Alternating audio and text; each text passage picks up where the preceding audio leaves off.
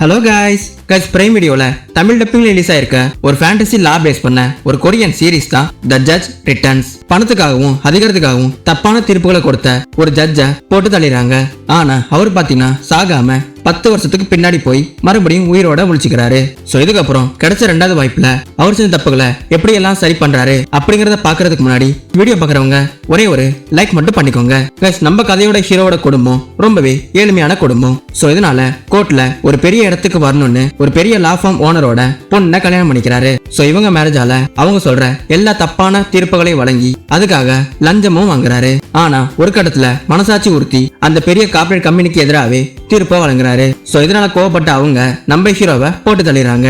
ஆனா விதியின் விளையாட்டா நம்ம ஹீரோ சாகாம 10 வருஷத்துக்கு பின்னாடி போய் தன்னோட பழைய காலத்துல உயிரோட முடிச்சுக்கிறாரு. சோ இதனால தனக்கு கிடைச்ச 2வது வாய்ப்பை எப்படியாவது பயன்படுத்தி நல்லவனா மாறணும்னு ட்ரை பண்றாரு. சோ அதனால இதுக்கு முன்னாடி செஞ்ச எல்லா தப்புகளையும் திருத்தவும் முடிவு பண்றாரு. சோ இதுக்காக நேர்மையான ப்ராசிக்யூட்டரான கிம் ஜின் ஹாக் கூட சேர்ந்து அந்த பெரிய நெட்வொர்க்கையும் ஊழல் செஞ்ச மொத்த பேரையும் அழிக்க நினைக்கிறாரு. சோ இந்த முயற்சியில கடைசியில் நம்ம ஹீரோ ஜெயிச்சாரா இல்ல தோத்தாரா அப்படிங்கறதுதான் இந்த சீரிஸோட ஸ்டோரி. ரொம்ப நாள் கழிச்சு ஒரு லீகல் ஃபேண்டசி டிராமா பார்க்கணும்னு நினைச்சீங்கன்னா கண்டிப்பா இந்த சீரிஸை ட்ரை பண்ணி பாருங்க. கைஸ், யாரெல்லாம் இந்த சீரிஸ் பார்த்துட்டீங்கன்றத கமெண்ட் செக்ஷன்ல சொல்லுங்க. அண்ட் உங்களுக்கு இந்த சீரிஸ் எப்படி இருந்துச்சுன்றதையும் கமெண்ட் செக்ஷன்ல கமெண்ட் பண்ணுங்க.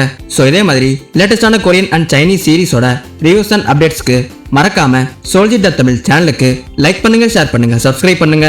அண்ட் மறக்காம பெல் ஐகானை ஆல்ல போட்டுக்கோங்க. நெக்ஸ்ட் வீடியோல பார்க்கலாம்.